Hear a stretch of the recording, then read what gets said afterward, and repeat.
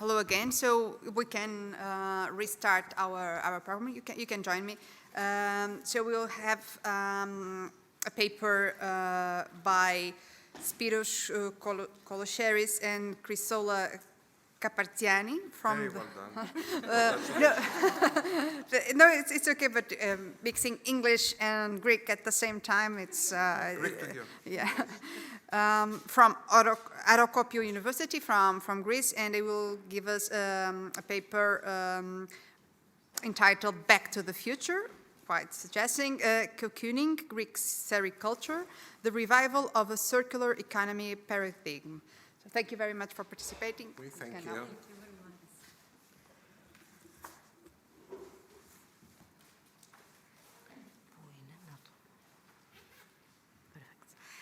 So look, thank you for being here.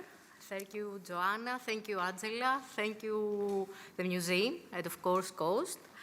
Thank you, the audience. Yes, thank you, the audience. I'm Chrysoula Kapartziani. I am a lawyer and a postdoc in sociology of law. And Spyros Koulocheris is a researcher. He specialized in history of law and refugee law for 21 years in Greece. And both of us were members of the DRES and the law team. That it is a scientific team. We have another two members, and we're researching the interplay between textile and law, textile and regulation, textile and policy in general.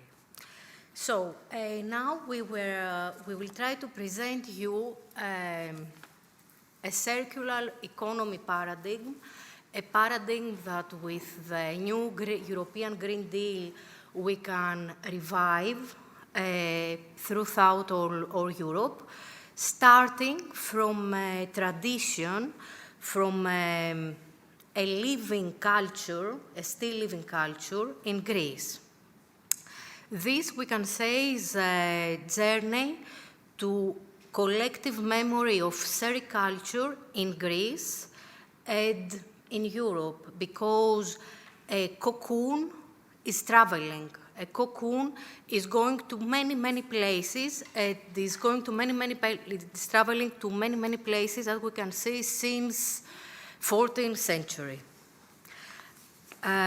Sericulture in Greece was not only a tradition, but at the same time a living culture. The first green and the first Greek as well regulation, and many say, Spyros will explain later about policy and regulation.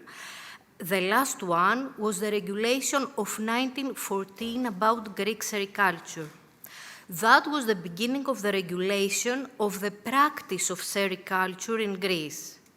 The economy of the Greek countryside in the past was mainly agricultural, and the house-based sericulture provided an additional revenue for the expenses of all the family. For a certain period of approximately every year, during spring and early summer, in many farmhouses, all family members had been working together, and the whole space was filled with reed beds on which silkworms were raised. Everyday life was transformed, and family and silkworms were coexisted. Sericulture was part of Greek agricultural policy, which reflected directly to changes in the Greek countryside. The promotion of silkworm rearing via the implementation of regulations that were friendly towards farmers promoted a sustainable small-scale silkworm farming. Traditional annual crops like the mulberry tree supported mainly this practice. It was a paradigm of how the economy and the environment could coexist in equilibrium. During the 16th and to 19th century, mulberry cultivation was favored in Greece, And sericulture developed from Laconia, from Peloponnesos to Thrace, throughout all Greece, supplying the local and European silk industry with cocoons and silk. The Anglo-Saxon traveller Seaworth, passing through Andros, this is a small Aegean island, in 1204, informs us that sericulture is the main occupation of the inhabitants. Everybody seeked silk, the spider-like zentata, and the fine gold threads. The upper floors of the farmhouses were used for the cultivation of silkworms and the production, as well, of silk fabrics were in great demand. In the year 1860, the island, Andros, produced more than 158 kilograms, okades then, of fresh cocoon. From the beginning of the 16th century, the processing of the silkworm and the production of silk now takes a more industrial form and knows a continuous technological development during the 18th century. The most important silk processing and trading centers that existed at this time were Lyon, Avignon in France, as well as Genova, Venice, Florence, and Como in Italy. In 1882, the presentation of synthetic fiber at the International Trade Fair in Paris was a decisive event that reduced the production of silk in Europe in the following decades. This is a photograph of a Greek industry in Greece. Metaxurgio is the name of the production of sericulture and silk from the cocoons. Now, of course, it's not working. It hasn't worked since the 50s. This is a photograph we see when we have the industrialization of another industry in Greece, where mostly, as we can see, women are working there. This is all the personnel, all the staff gathered together. And this is the way of the transportation, of the logistics of the cocoons. Mainly, merchants were going to Greek villages and were taking the cocoons, and after that, the cocoons were traveling either to industries and from industries to all over Europe. The main production of silk took place in Greece, and especially in Soufli, whose silk was superior in quality. Silk is produced from the secretion of the silkworm's glands after it has previously consumed thousands of mulberry leaves, when it is in the process of weaving the cocoon, from which the fabric will then emerge. This is a typical house of Soufli, where this silk production, sericulture, was happened. And this is the today museum in the Soufli.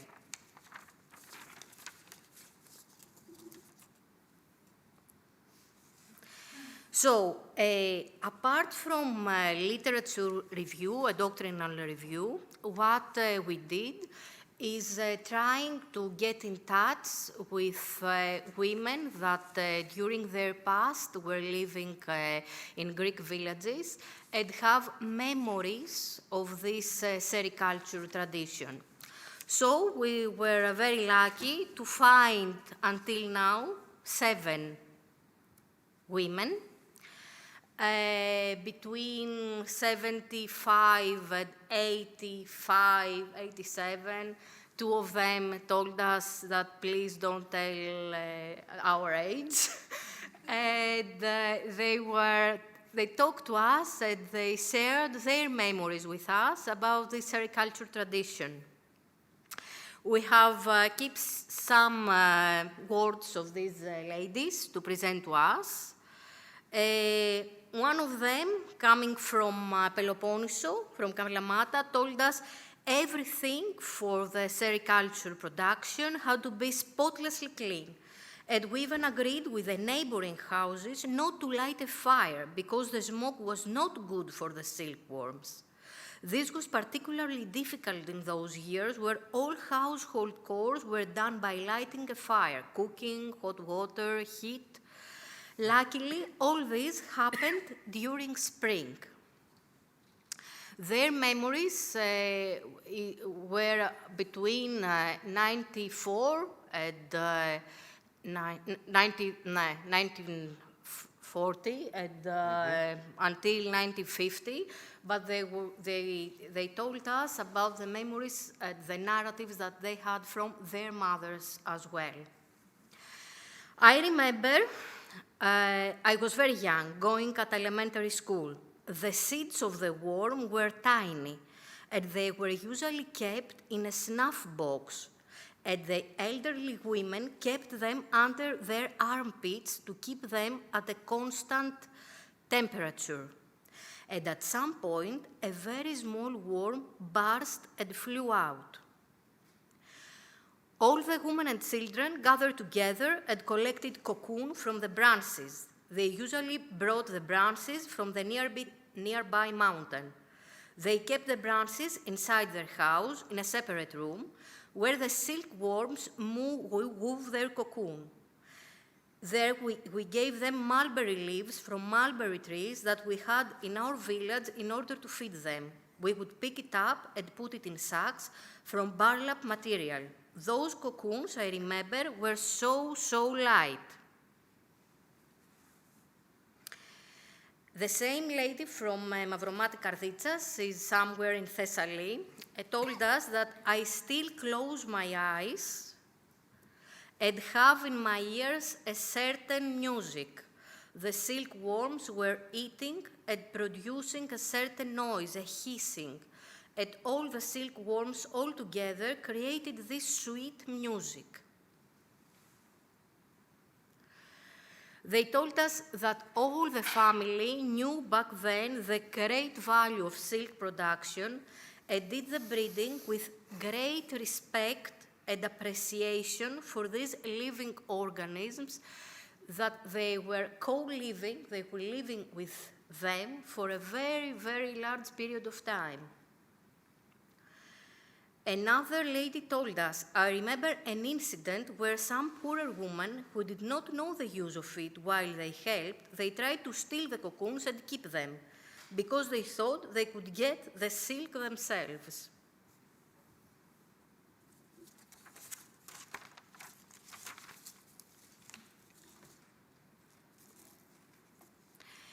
Another lady from Metaxochori. Metaxochori is the name Metaxochori means the silk village.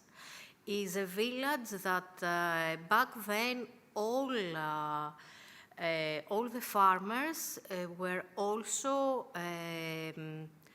had their own sericulture production. She told us that I remember how we used to open cocoons and pull out the thread with the old methods, the old techniques. What they did years ago.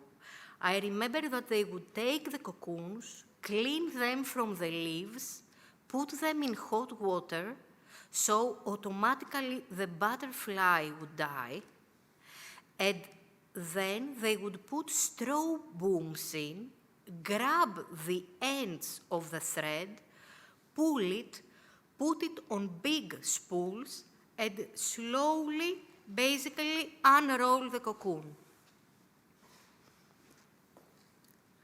Wait for a moment, because Yes. there is a technical problem.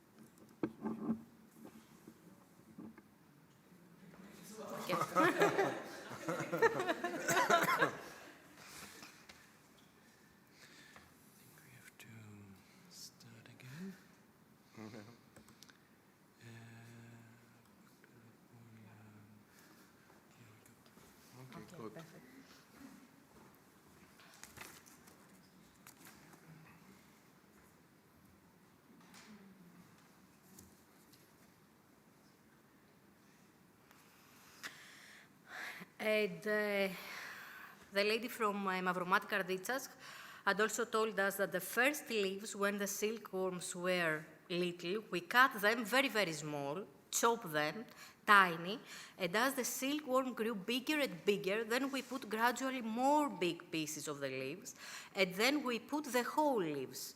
We spread them on the branches we usually brought from the mountains, the same narrative that other ladies shared with us as well. Now, we have some more of their narratives as well. They all as well said to us that there were specific merchants, and remember the picture outside the industry in Greece, who came by and bought them. Bought the cocoons or bought the unfolding thread. So, another lady from a village in Thraki. Thraki is near Rhodope and near Soufli. Soufli is the main center of sericulture in Greece. Told us that from 1940 to 1950, in many villages of Rhodope and Thraki, there were silk producers who raised silkworms, mainly the yellow race. There were many races back then, but we don't have them now. The yellow silkworm cocoon is rarer and more difficult to breed because the climatic conditions of the region do not favor it, with this being the main reason why this breeding stopped for decades. Now we also had the lady, the same lady from the Metaxochori, that shared with us all the process of the production of sericulture, how young silkworm, from the time it hatches to the time it weaves the cocoon, goes through different stages that are called ages, and are separated from each other. The whole time between all these phases is about 40 days. In 40 days, from the seed, we have from the sericulture seed, we have after the 40 days, we have the butterfly. So if we do not unfold the thread, if we do not choke, let's say, the butterfly will destroy the cocoon. So we will not have any silk. Seed is the eggs, I mean, in the jargon. Yes. Yes. So, in order to Spyros tell us some things about the policy and regulation, I will, the last thing that I have to say is about the sustainability of this activity. First of all, we have to keep in mind that sericulture goes hand in hand with agricultural activity in a small scale. Is considered to be one of the human activities with the smallest environmental footprint, and this is very, very serious if we consider that other agricultural activities has a significant environmental footprint.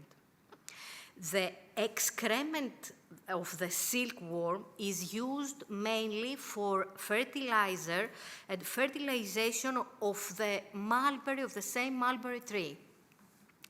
The mulberry itself and its wood, because it is a tree, mulberry trees are trees that hold a great, that hold water in their trunks. So is used to prevent fires and even for the remediation of contaminated soil. Why?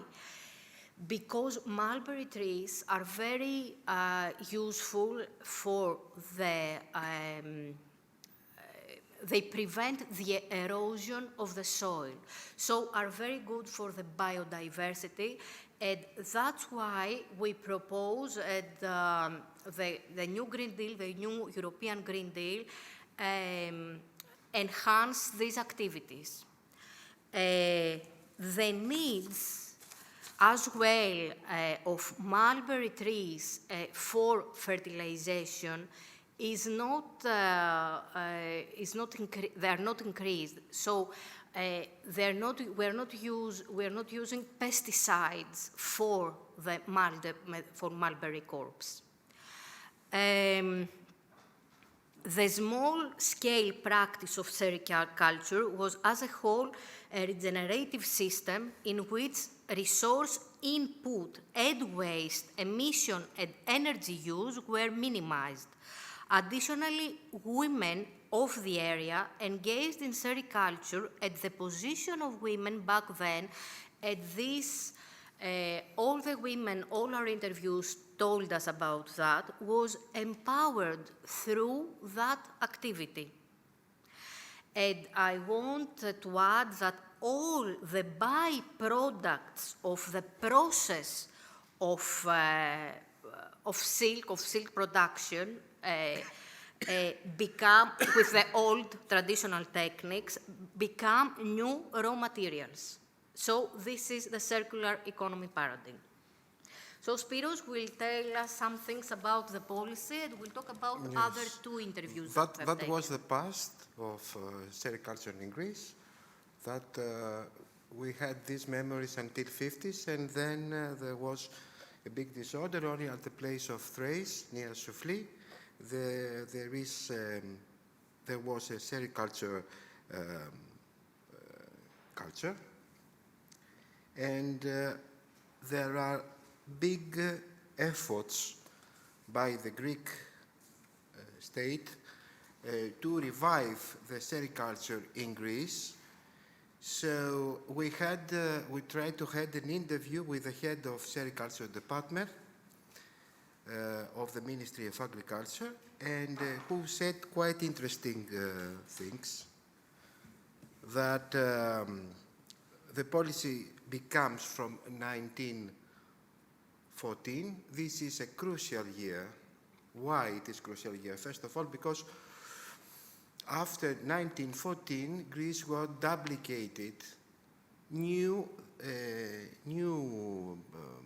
countries like Macedonia and Thrace became part of the Greek state, and these were places where the sericulture was very vivid. On the other hand, we had the beginning of fibers that imitated silk, and we had also insects that the Greek state tried for the first time to put rules for the good quality of silk. Until now, this law is applied. We have this bunch of laws which does not interest you, but we have to say that the European Union is quite interested after the price of silk was raised, and there was also a very increasing interest in the Mediterranean countries, notably in Greece, Italy, France, Spain, and Portugal. So the point is that there was also a big discussion about the import of silk from China and India. At this time, China and India are the main countries that export silk. The point is that because of the tremendous change of life in China, the import of Chinese silk is problematic. It becomes to be problematic for two main reasons. The first one is that the quality is not good enough because of the industrialization of the areas where silk is produced, because as Chrysoula said before, the worm who makes the cocoon, from the cocoon the silk is made, is very, very much sensitive to the climate, to rains, to instincts, to pollution and so on. And of course, and what's going on? We have a regulation. There was a big discussion how the European silk will be supported or not. So the point is that at this very time, Greece could have the possibility to give the person who is in sericulture a portion of money according to the portion of cocoon they make. One of the big issues is that at this time there is no factory for unfolding the cocoons. So the point is that we have farmers that produce the cocoons without the possibility to unfold them in Greece. So the only possibility is to give them for unfolding, usually to Bulgaria. So you see that everything is, as you know very well, because you are specialized in fabric, everything is connected from the worm to the person who uses. There is a very long chain. And at this time, in Greece, in this chain, there is a big club, and this is the factories who can unfold the silk. This is a gentleman who has a factory, who tries, this very time we speak, tries to unfold a little portion of the thread. Because usually uses thread who comes from other countries like China and India. But as we know, there is a big demand of Greek silk, and we know that there was a project with a lady working on the issue that Hermes, the famous Hermes, likes to have Greek silk for the quality of that. At this very time, it is very early to see the differences between quality of because we are at the beginning of the revival of this industry. And this is the most interesting issue. The point is that at this very time, there are some designers, Greek designers, who use the silk made in Evros, the place I was speaking about. And this is one of them, this is one designer who pushes the Greek faculties, there are two of them only, to produce silk fabric from Greek silk. One of them is the motley goat. We visited this gentleman, and we see that he tries to push to this direction. There are some new initiatives in Souffly, because except of the fabric, as Chrysoula said, there are other uses. There is a production of cosmetics, and this is a faculty in Greece about that. This is a prospect of creating a sericultural park in northern Evia, and one of the reasons is that in Evia there were big fires, so it's a way to prevent. The revival of older techniques of thread production in Metaxochori, the silk village, and European initiative of Arachnik, which is yesterday, Arachne actually had its kickoff meeting. It has to do with the Silk Road in the European Silk Road. Silk Road from China to European countries, yes. And that's why we speak about a back to future, because it is a way of reviving old techniques without pollution. We speak about old methods. Our project could not, for the time, wonder the uses of silk in traditional dresses, except of this. This is, I found it, I was told that it is a traditional bride covering. It is made of silk, of Greek silk, or at least a silk from Balkans, and it was used during late 19th century and early 20th century as covering for brides, and now for my scarf. Thank you so much. Thank you very much.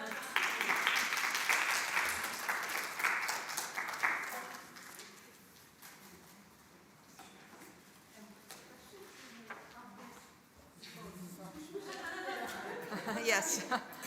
No, you can join us. Are there any questions? I have one, but yes, please go ahead.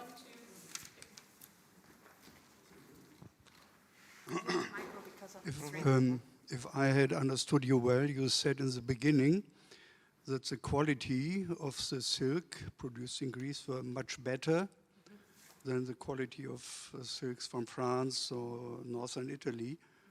Did you measure it? How could you know that? No, we find Wait a moment, sorry, second question. No, it was in literature. Second question is, you spoke about the mulberry trees in the mountains.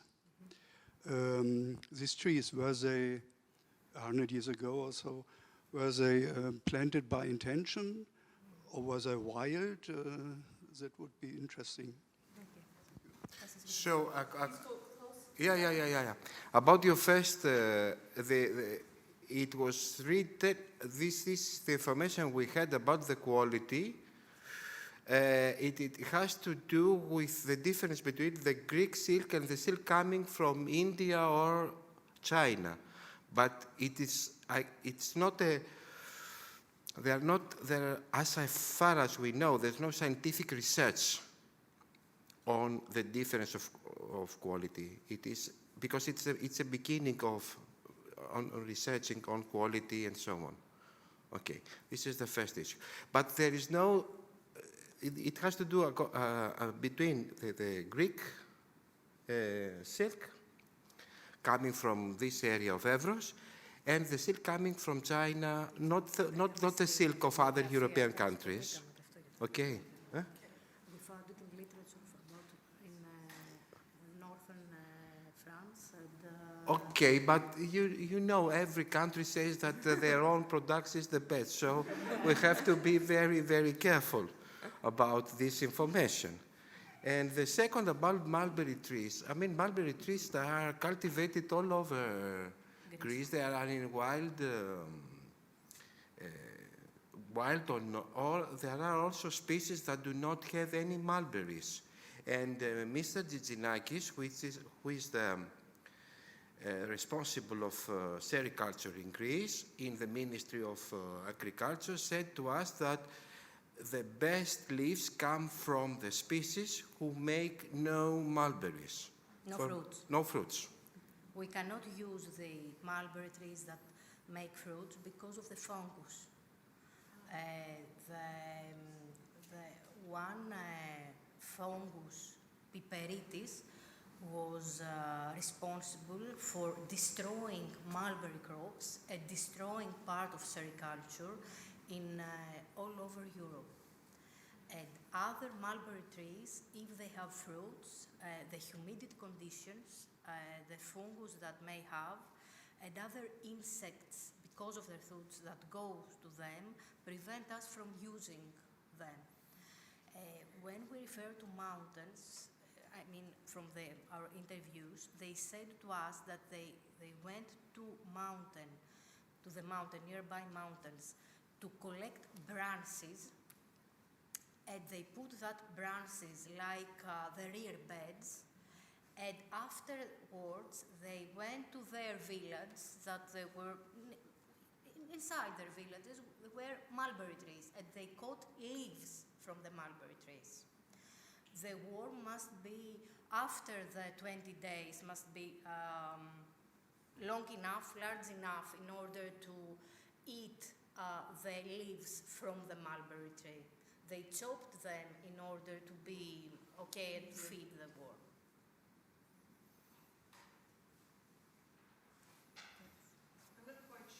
I maybe missed something you said, or I didn't listen properly, I don't know. But you said that the quality of silk coming from China is worse from other silks for two reasons. And I understood the first reason, which was pollution, etc., and the way of producing silk in China. What was the second reason? The use of pesticides. Oh, I see. So, yes. The use of pesticides. Yes. Okay. And secondly, I just wanted to check if I got something correctly, what you said at the end of your presentation. So you mentioned the new Silk Road, right? Mm-hmm. And you said that Arachne, is that correct? I don't know.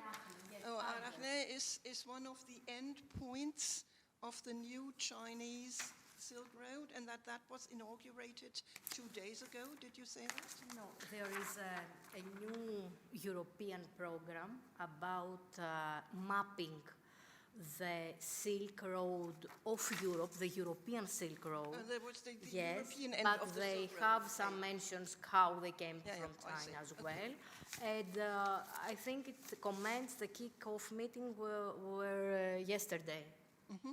Oh, I see. Well, but this project is based on the cultural part of silk, which is the Silk Road, but except of this, there is also Baksa. I don't know if you have ever heard of that. This is how to say it? It is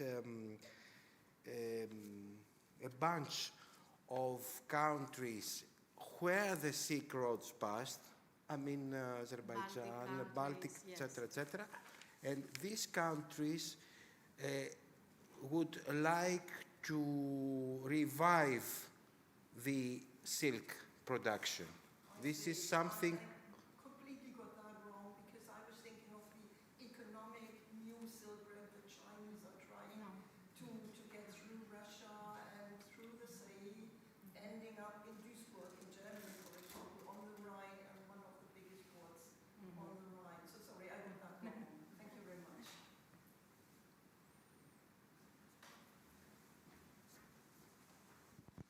Thank you. This was a really interesting presentation. I was wondering, with the reviving of this, in the past you talk about these older women working in the household. So can you talk a little bit about the people who are working in it, in this new, like who is the new workers? Like, is it still in the building you showed? I would imagine not household. So can you talk about the workers?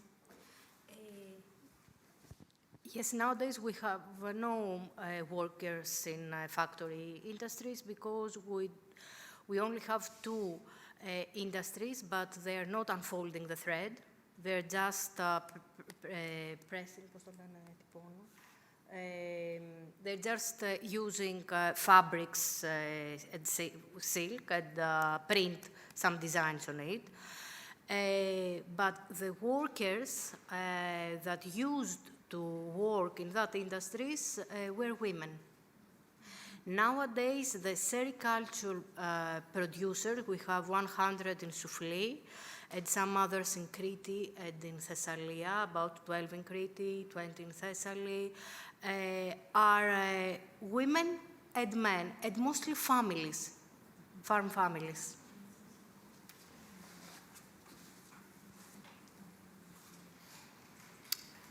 Are there more questions or comments?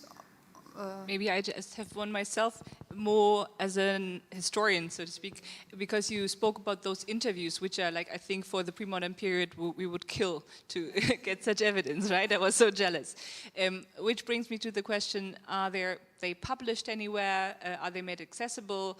Because I think this kind of material, of course, is highly relevant for the study of work relations, right? No, we have some transcripts.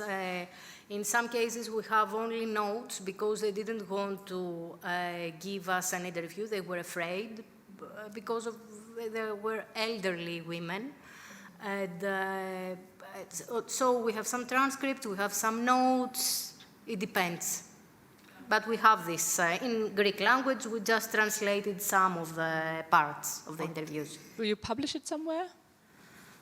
No, we haven't published them but yet. But what about your initiative? Sorry? You have an initiative with COST or the museum? Maybe it's interested on. We can it would discuss be interesting it. to talk about it in any case, because I think COST is a lot, like EuroWeb, also a lot about documenting crafts and craft culture, right?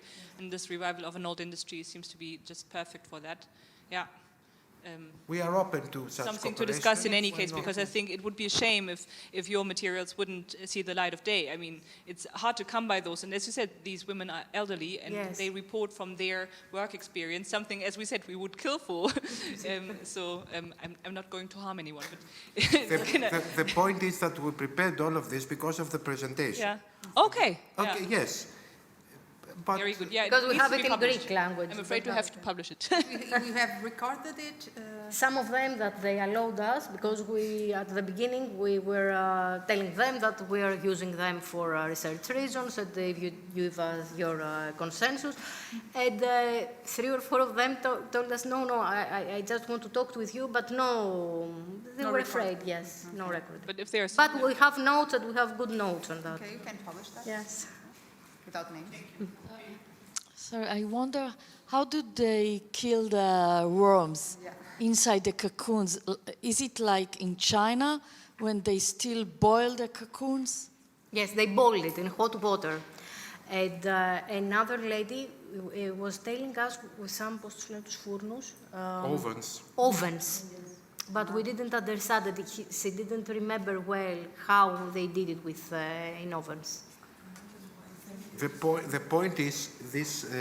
The point is, a lady said that the way to unfold the thread is a very delicate work, because if you cut the thread, then it will be destroyed.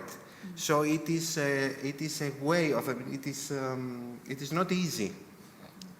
It is not easy at all. Thank you. Thank you very much.